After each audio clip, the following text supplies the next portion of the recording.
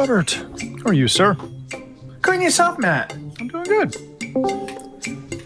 Are you running things today? No, Mitchell is. Are you a guest? Yeah, something. Why are you a guest? Sorry, I shouldn't have assumed, but, you know. Why do I feel like I have the wrong stories? What's going on, Matt? How you doing, buddy? What is going on? I'm doing well. Something weird's happening. Hey, Matt. Mitchell's screwing with me. This is Something- fantastic. For the first 2 days of the Detroit series, Go Yeah. there. Your time's limited in the city, so it's like committing to play golf. You know, you just like. well, see, I love doing that, though.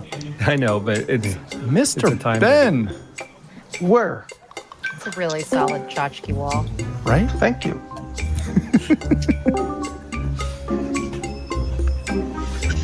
There's Michigan. Mitchell, stand by with your beep, your sensor beep. No, this is not going live anywhere ever. Yeah, I feel like that's the episode title right there. This is going not live ever. going live anywhere ever. On this episode of ResiWeek, I really don't talk much. All this and more on this episode of ResiWeek. This is ResiWeek episode 500. Just can't go live. This is ResiWeek, and I am taking over briefly because Mr. Scott has been doing ResiWeek for 10 years now, 500 episodes. So Mitchell, in his infinite wisdom and talent, has gathered together all of Mr. Scott's friends and family to wish him well and to reminisce on the last 10 years. So I will let Mr. Scott introduce everybody. Matthew? I didn't make a list. This is terrible. All right. You don't need a list. Everybody has names. No. As in, I don't have titles. And Just make them up. I'm happy to be assigned a title. I'll give you a title. I'm great at titles. All right. Mitchell somewhat threw me under the bus with a wonderful surprise. So I prepared for the guest that he gave me and the terrible stories he selected for this week, which were bogus. Or not bogus. They're stories. They're just really, really bad. All right. We've got Amanda Wildman, Joe Whitaker, Bradford Ben, Jason Knott, Rachel Bradshaw, PR extraordinaire, I'll take it. Mark Feinberg, Richard Fergosa, Jeremy Glowacki, Timothy Old Man Albright, Wow. and the one and only Robert Archer, and anyone who did not make the cut or the list. I had nothing to do with this. So you know who you are. Oh, stop it. We're not all that old. Just Tim. Just for the record, Bradford is older than me. He's still the young whippersnapper of the group. I'm the one who has the AARP card. Yeah, but you got that when you... Hold on. You got that when you moved to Florida. It comes in your welcome package. Remember, I'm north of Fort Lauderdale. I'm not in God's waiting room. Close enough. All right. I have no idea what we're doing today. Let's talk about the founding of ResiWeek and how it all got started. Recognizing I run a PG show. Okay, I won't talk about it being a twinkle in Tim's eye. So many, many years ago, back when Matt actually had hair to put product in, Tim and I and Matt and a couple other people started this little show called AV Week for those of us who worked in the professional AV industry. And we let Matt come along as our little brother in the residential market because, well, we thought it would be nice. Give us another perspective. Oh, we were oh so wrong, but oh so right at the same time. We have learned so much from Matt in the past 500 episodes. The first is when you order Pellegrino, you can never have enough limes to fight off scurvy, as has been proven at many trade shows. I believe that Matt has more limes than Pellegrino in most of his beverages. Also, when this all started, Dolby Atmos wasn't even in the home market. It was still just theaters only. Belkin had yet to release their WeMu products for Mac. Oh, wait up, they've already discontinued that. That's how long Matt's been on the air. 4K projectors and TVs were just coming in. Streaming services were just beginning to support lossless and high-res audio as Tidal was started in 2015. So 10 years ago, Matt, before you had kids and when you were let in the States. It's true. Then we got to DTSX for home, OLED TVs, which Tim is still waiting for. That's why he left. Then came more networked audio for home. We haven't quite gotten to Dante yet, but then came laser projection, and Matt looked into the laser with his one good eye, and he's been, that's what happened to his 5-head. There was live room correction. There was micro LED wall TVs, some of which were driven by companies such as Samsung with the wall for the ultra high-end houses and the multi-fine pitch, at which point Matt went to Infocom and ISE just to see the wall, and then installed one in his basement, which tripled the value of his house in Canadian dollars. Then came 8K TVs at CES in 2019, and that was a huge change because we could finally see Matt's finely coiffed hairdo. Atmos music started to become the big thing. There were invisible in-wall speakers started to become all sorts of really cool things, and that became the newest drive for home. Matt liked it because it kept the highlight on him and not the eye candy in the wall, which was very important to him. Of course. We got to... is. We got to the fact that the pandemic hit, everything got back ordered, but Matt was still struggling through recording every week, and every week he would come up with a new way to explain what the lead time was going to be on that month's product. And I think HP still hasn't shipped yet. In 2021, during said pandemic, what started coming out were the 8K ready AVRs, and Matt jumped right on that and found that those still aren't shipping yet due to back orders. Dolby Atmos took off. Laser ultra short throw projectors became really important for home, but then people realized how loud they were and the amount of cooling they needed. So they went back to going to the micro walls. Full-blown high-end in-home systems came about to allow for immersive experiences at home, and Matt dove into those greatly by going in and giving everyone a pair of Sonos loudspeakers. Mini LEDs came out. The cost of dedicated high theaters jumped significantly right after the pandemic. I think part of it's because Matt raised his markup. I could be wrong, but as he was becoming more and more influential within the CEDIA market, including running for the board, it had a direct impact on the pricing. IPAV distribution became a huge thing in 2024 for home, and Matt started calling me to ask him to explain how Dante worked and if I knew anyone at Audinate who could help him with it. And then a little later on, AI-powered calibration tools meant that Matt was able to make a room sound good. Then, as usual, Matt led the way by developing multi-purpose flex rooms. So all of his kids' rooms became part of a Cineplex he built at his house, based around the Samsung wall. And now we're today, where Matt is fully, as you see, he has limes in his drink now, is once again fully taking over the world and going to explain to me how all of my opinions in the residential market are wrong, which could be true, but I say it all went downhill once Samsung laid me off. So this is the best case, is Matt took over because Samsung said I was too much of a danger to their industry. Oh, and Belkin announced they were ending Wemu. So, Matt's had a long life when he's outlived Spotify and Wemu products. So it's a nice, long show. I wonder if he's been on longer or shorter than Stranger Things. That is odd. It's been so long that no Canadian team has won the Stanley Cup while he's been on the air. Did I miss anything? Yeah, this is fantastic. That's our show, folks. Please drive through. Great job, Brad. My pleasure. All right. Our time. With friends like these, Matt, I don't know if you need enemies. Well, we haven't talked about the time I showed up at his house and he took me out to sushi that was made with Rice Krispies. And that is a true story.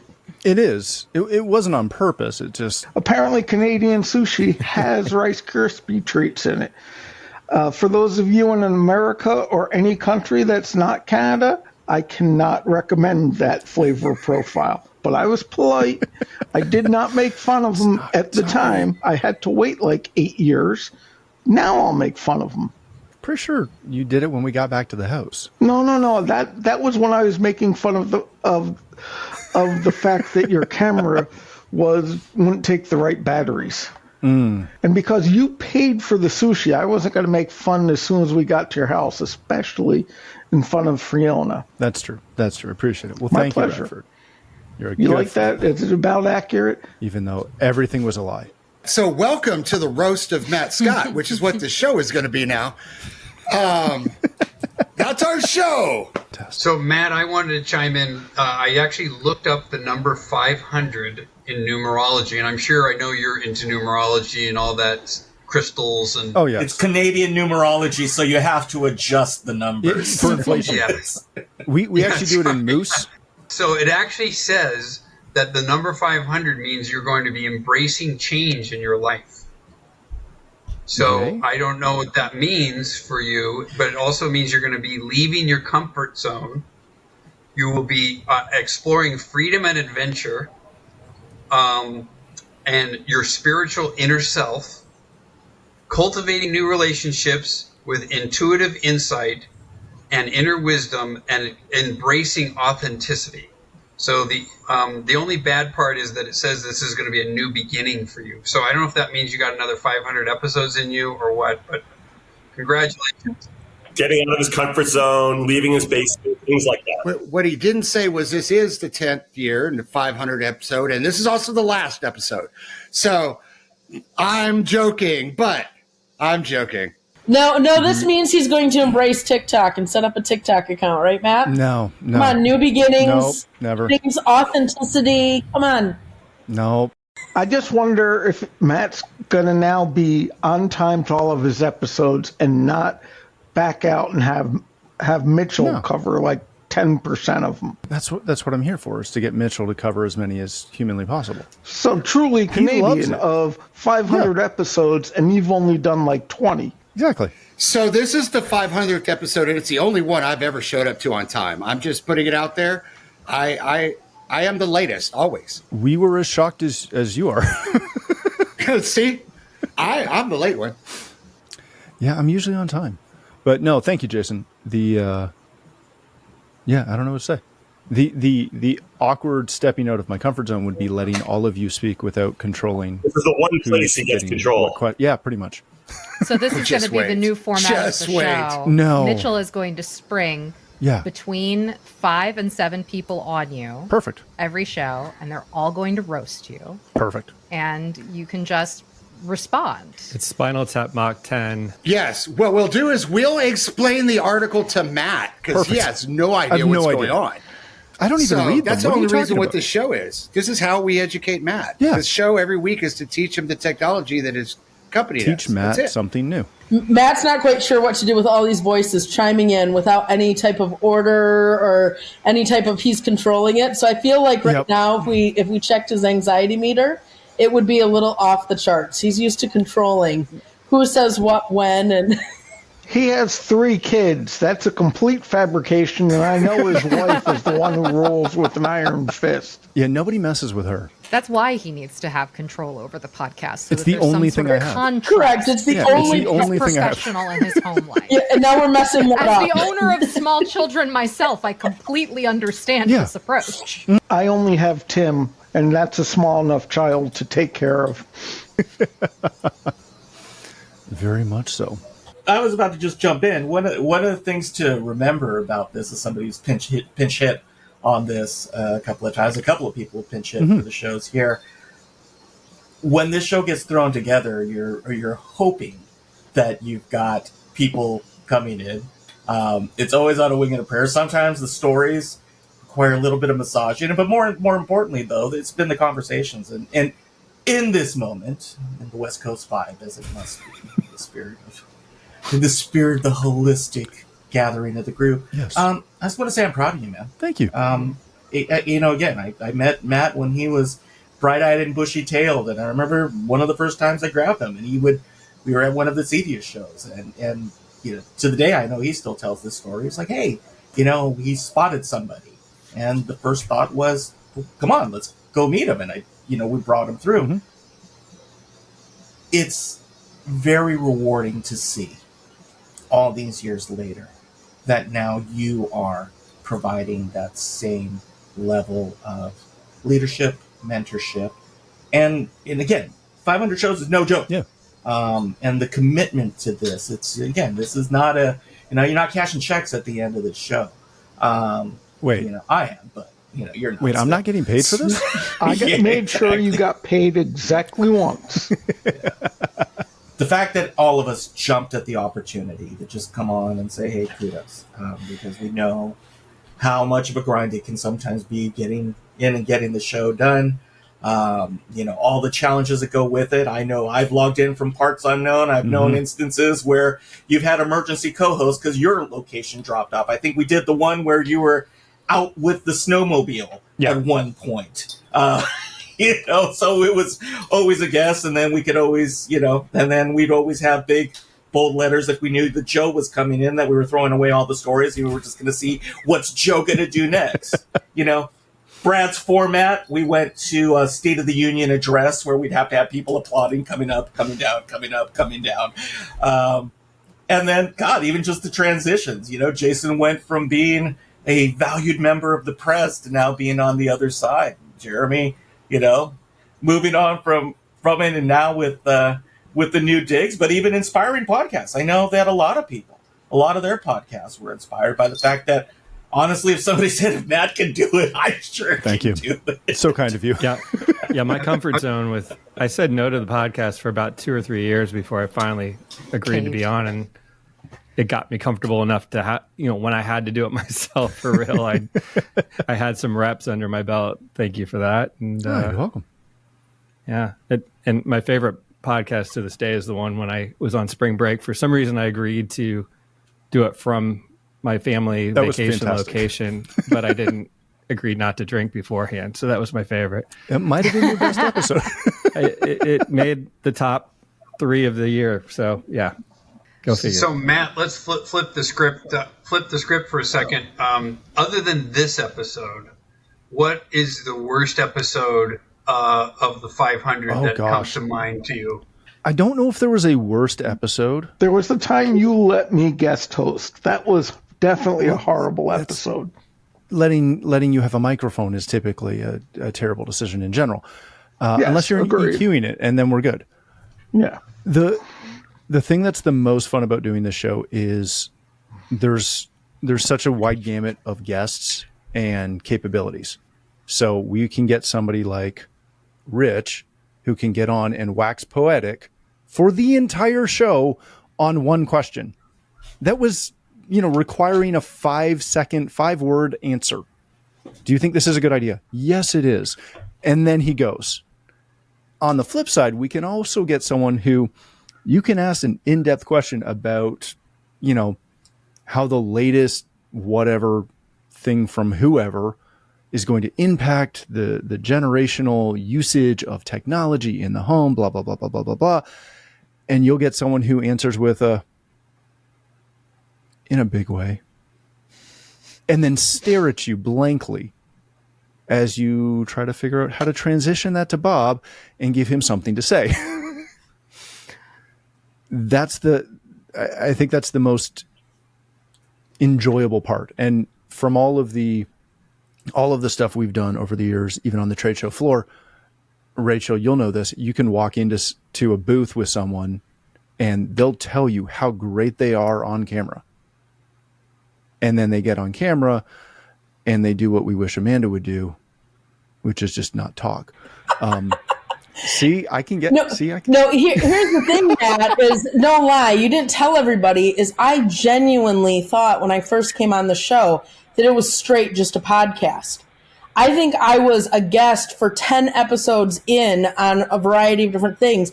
And I was like, yeah, this is the thing I love about your podcast. It's just a podcast. I don't have to worry about what I look like because I have been in rack rooms, like when I'm doing this podcast with you and things like that, and no makeup on and drywall shit all in my hair. Sorry, I don't know if I'm allowed to say that, but drywall all in my hair. And you were like, by the way, Amanda, we do video record this. And I literally, I almost lost my ever-loving mind. I was like, how many episodes am I going to have to try to go back and scrub from the internet? Nah.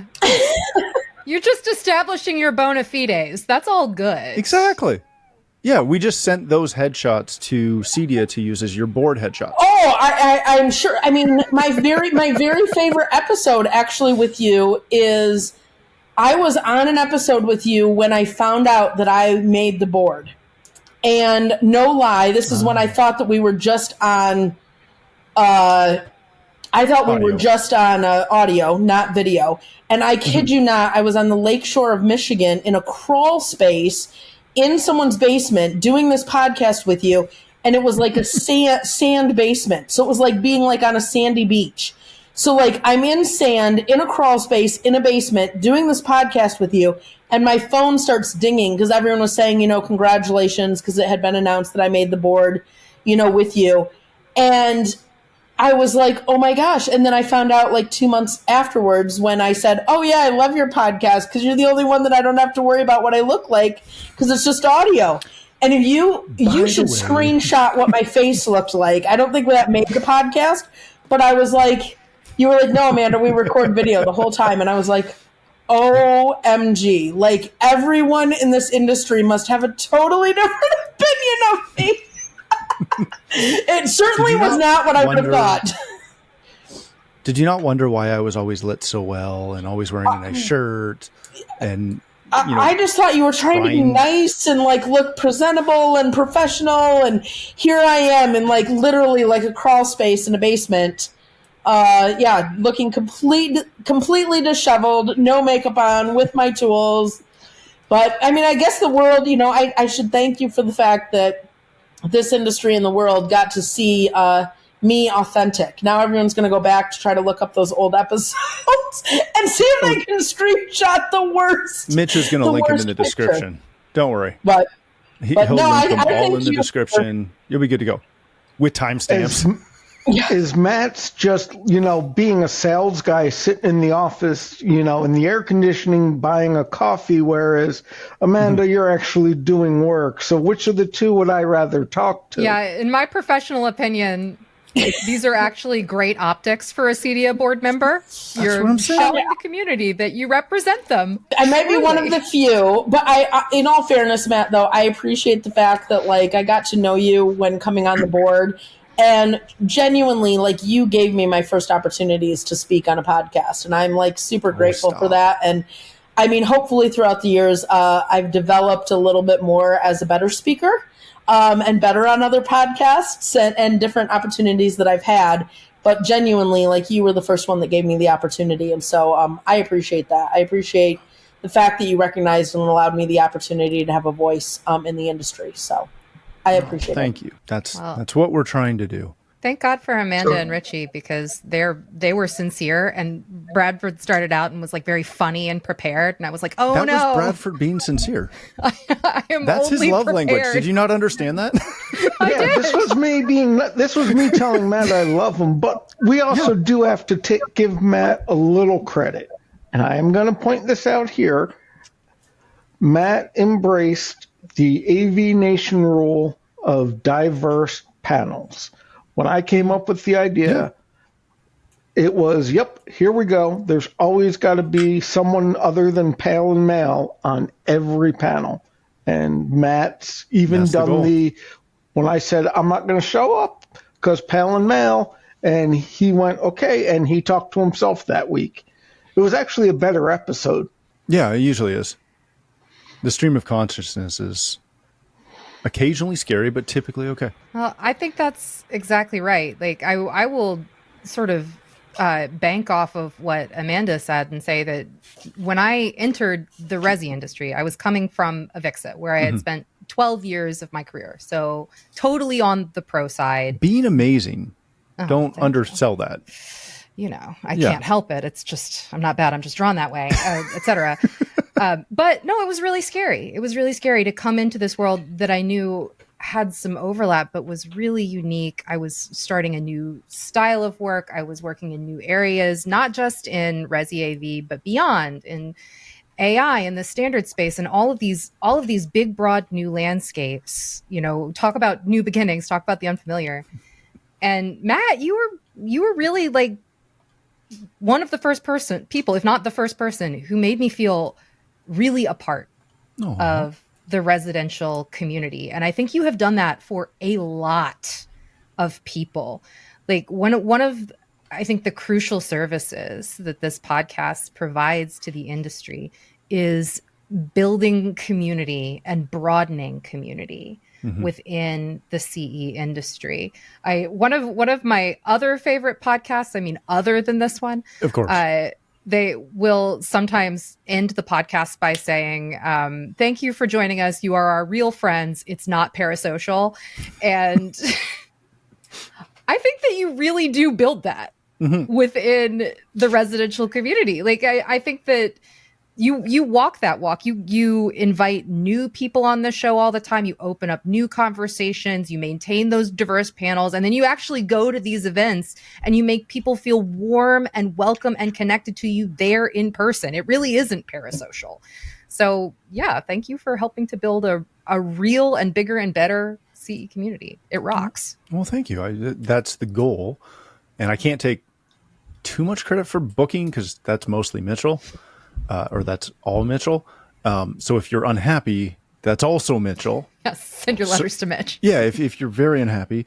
But it is one of those, I don't know how many people I've met at shows or, you know, in a forum somewhere, and they've got an opinion on something. I'm like, hey, if you want to talk about it, come on. One of the things I've tried really hard to do is, and again, I get this from things Brad has said. I get this from things that Tim has said over the years. All joking aside, I want to hear from other people because my experience, albeit vast and very important, is completely different than everyone else's based on region, location, life experience, all of that stuff. And hearing from other people is what makes us all smarter. So thanks. I'm doing what I can, and welcome. Like, you've been here for more than a minute, but you know, 5-year anniversary with Caster tomorrow. What's crazy is how long it took to get you actually to come on the show and talk. Well, look, I was trying to know what I was talking about before I came on. Like, it's 12 years in the pro AV industry. I had some catching up to do. I don't know what I don't know what I'm talking about. So like, you're fine. So I hold myself to any standards? No, Is that what you're Yeah, saying? I was going to Fake it say, till you make it. that's like setting yourself apart from everyone else on these shows. We just show up and make fun of Matt, and that's the show. Yeah. Fair enough. I'll be a little bit less hesitant next time. But I also think you were really instrumental in helping to bridge that gap from the residential to the pro side. Like over COVID, I mean, I I think the pro side did a really, really good job of connecting people, and that we had, like a lot of those like Friday night, like, meetup kind of like things via Zoom and stuff like that. That was all new to the residential world. And if it wasn't for you kind of like introducing me to that, like some of my very good friends now are on the Avixa or on the pro side. And a lot of that was because of introductions that you made, inviting me in and, things like that. And I mean, you're a very good connector. You're someone that, not without getting mushy, because Matt, I can't get mushy with you, but, you connect people, you bring people in, you allow people to have the opportunity for a voice and have a different perspective and everything like that, which is cool. Oh, thank you. Yeah.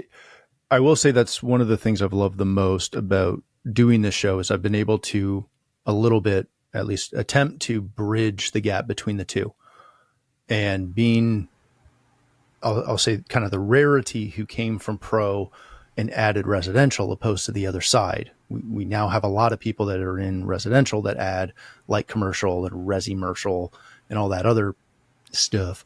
I went the other way and came from, house of worship into residential. So it was a different flip, but being able to, again, kind of bridge that gap a little bit has been honestly a ton of fun, because they are such similar yet completely divergent spaces. As you figured out, Rachel. Yeah. Be resi, be commercial. Just don't be I'll just leave it there. Stop there. Yeah, you're right. It's got plenty across, a little bit of differences. Both can learn stuff from each other. ResiWeek has been that spot for me, at least, because it all blends together. Yeah, I'll say, Matt, the conversations after the podcast end are probably some of the funnest. The light goes off and everybody kind of lets down and relaxes. Now everyone's going to know. I've stayed on with you quite a bit after the podcast has ended, and we've had some fun talking about various topics. And now everybody knows, so thanks for that. But those are the best parts of the show. Yeah, once we stop recording this one, we'll have so much fun, and y'all will miss it. That's when I always go. What I wanted to say was the lawyers. Yeah, I want to second what Robert said. I mean, some of that's part of the reason, Matt. While you haven't directly connected me with anybody like you've done for Amanda. Well, I don't like you. I don't blame you. You're a Patriots fan. And there are others. You said one.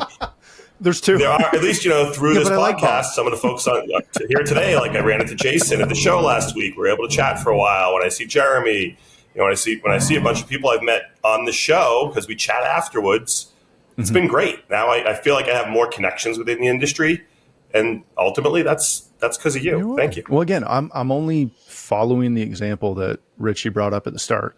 He did it for me when I first walked in, because I think that was my second CEDIA, Rich. And the first one, again, I came from pro, so I didn't know anyone. I didn't know CEDIA existed as a association. And a handful of people, and primarily Rich, were amazing at kind of bumping into me on the floor and saying, hey, come over here. Let me introduce you to people. Let me show you something. Let me do this. And that's always been something that I appreciated so much, that I've done what I can to try and do that for others. So there you go. So, that's Matt. Yeah. That's how I met you, was through Rich. Uncle Richie is who did my initial introduction to you many years ago. And the show does interesting things. You get to learn new stuff. It doesn't matter if it's Infocom or if it's CEDIA. You learn new and amazing things about people, and even the ones you've known forever. Like, if I ever go gambling, I'm going with Jason Knott. We didn't get to spend a lot of time with each other, but we stood side by side at slot machines on the trade show floor, and I lost $100 in what, Jason, like 5 seconds? And I look over, and Jason's at like, 500, 600, 1,000, and I'm like, I need to take Jason. You're invited to Vegas to HQ, because just so I can go give you my money and let you pull the handle.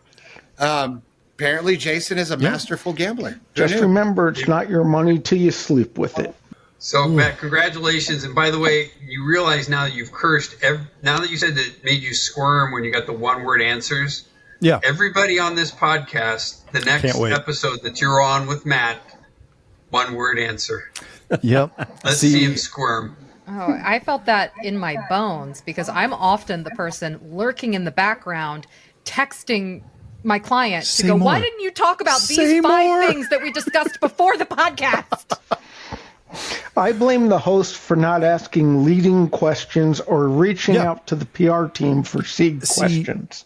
See, this is the thing, is that Matt actually does ask excellent questions, and sometimes I'm able to anticipate what he's going to think is interesting, but sometimes he goes in a completely different direction.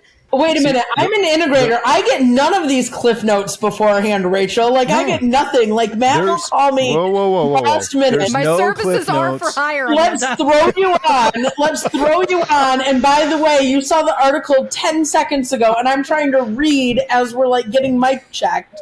And I'm like, I'm with you on that. I have no idea what question I'm going to be asking. Can I be entirely honest about Matt's show? Have you been lying this whole time? Yes. So hold on. Let me be entirely honest. I've been on Matt's show a lot over the years. And I'm going to tell Matt and all you guys something I've never told anyone. I've never actually pre-read a single article for Matt's show ever. No one is surprised by this, I've Joe. never pre-read an article. This is shocking. This is shocking. I just show up and then, because it doesn't matter, because Matt knows that I'm going to say something outrageous. So he just leads me into the outrageous Do you know question. the Mayhem commercial? If we just found the Resi version of it.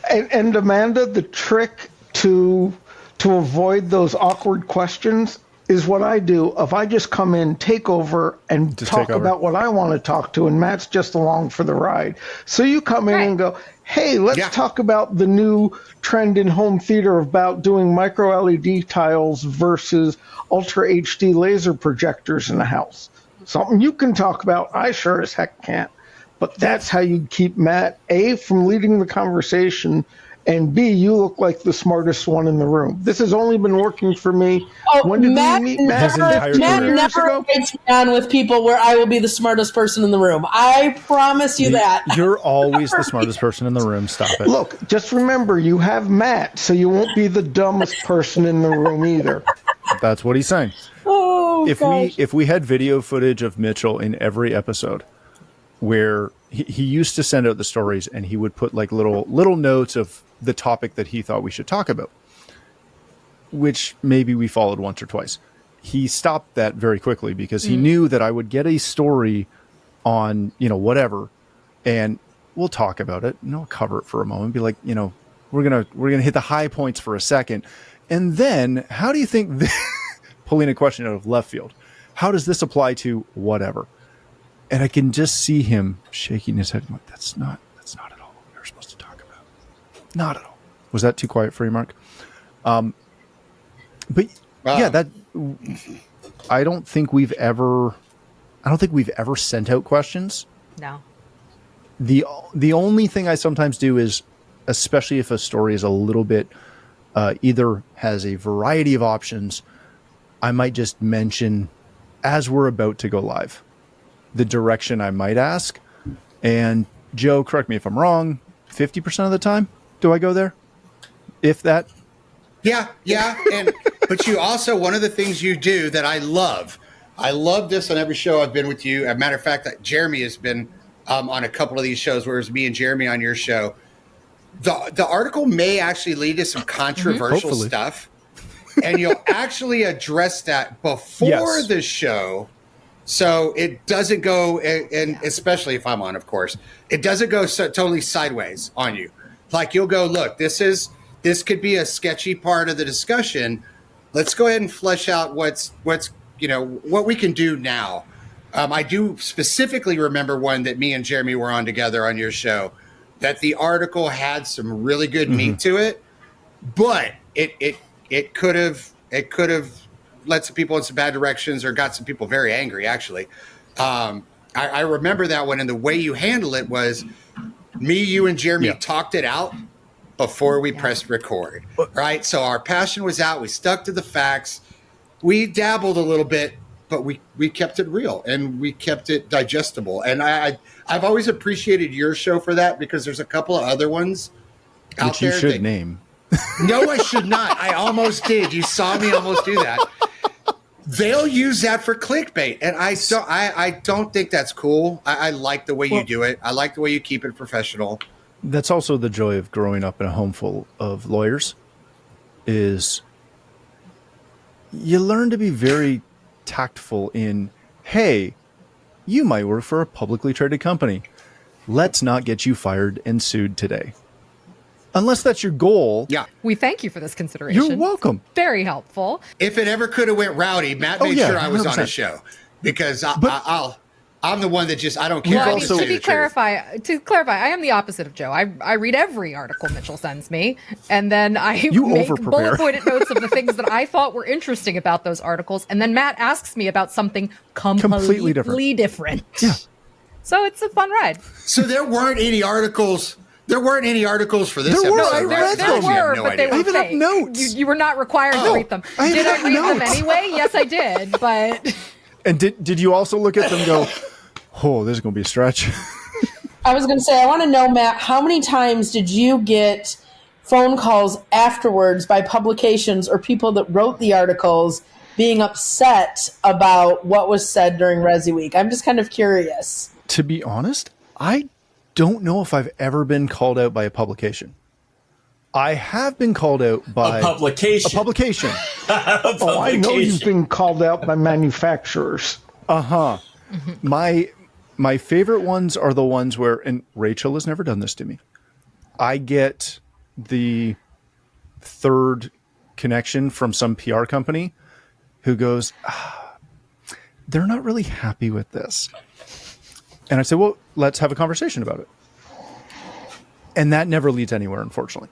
But I've had a handful of people call my cell, which is my personal favorite, to yell at me for something I said. At which point I say, well, again, come on the show and we can talk about it.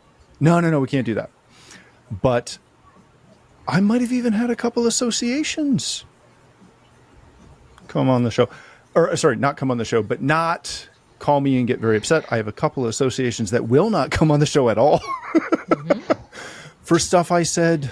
Gosh, as I'm thinking of one, and half of you know who this is, because I said something about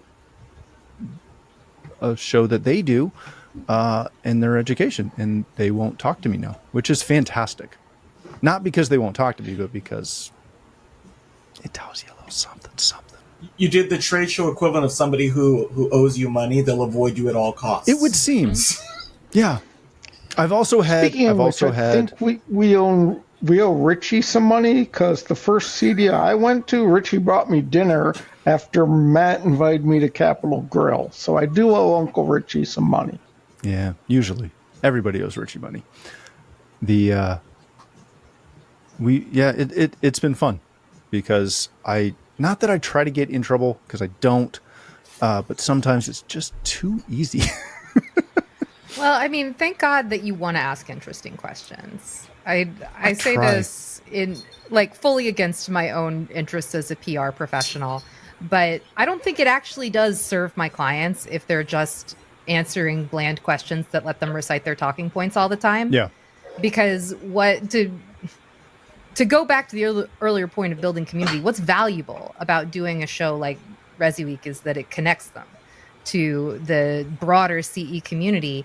And if they don't come on and speak authentically and say something real and be humans, then they're not going to succeed at that mission.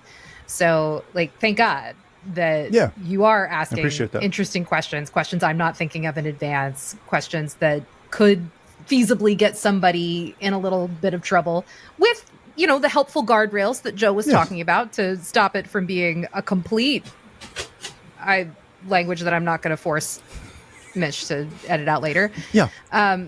This was, Rich, you were kind of around at this time. Bradford, you were 100% around during this. That's where this started. This started from us wanting to have honest conversations with people. And again, no disrespect to any of my PR friends, but questions and conversations that stemmed from people that do this every day and understand. Again, I don't mean anything towards my press guys. I love you guys. And I'm technically one of you now, maybe, sort of. Or I was until I said that. Now I'm kicked out. But Rachel actually got me thinking about this. AVNation as a whole does a really good job about the separation, right? You got Richie's show, you got State of Control, you got this one, you got that one.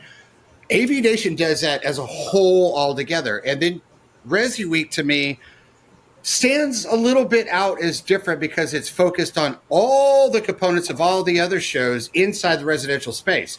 So it's a little bit of a different animal.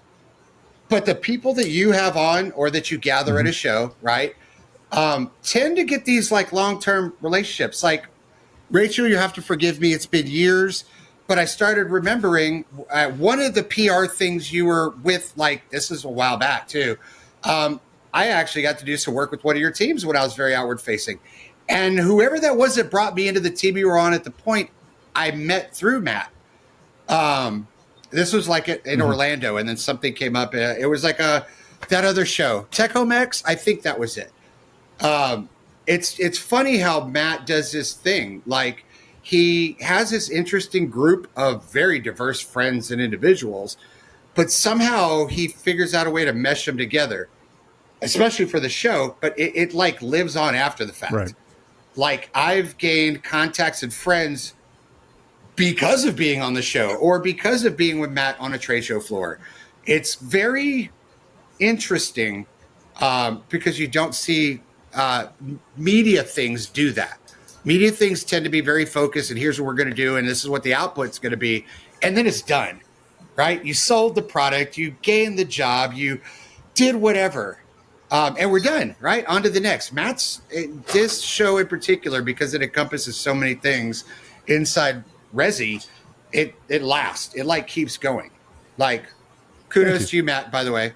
I didn't want to blow your head up too big. I already know it's too big to fit on your camera screen. That's why we use the a lot of wide credit angle. to you because the wide angle, that's right. It's the format Bradford was talking about. You cannot see your whole head unless you use a big micro LED 200-inch wall that your head fits in it. But no, dude, I appreciate you personally for over the years because of you, I've made contacts and made friends, and some of those things actually influenced my personal life and business. And like, I could tell you, I've been on a lot of other shows and podcasts and publications, and I can't say the same about all those. C Pro, when Jason was there, Julie was there, is a good example. That felt very family at the time, and Robert, of course. Like, that was a group. That's that kind of thing. You don't see that a lot. You do not get that a lot. I appreciate that. As I said, that's always been the goal, is to just foster, dare I say, entertaining conversations with everyone. All right, we're going to wrap it there. Thank you all for being here. I don't really know what else to say to wrap that up, other than we'll see you next week.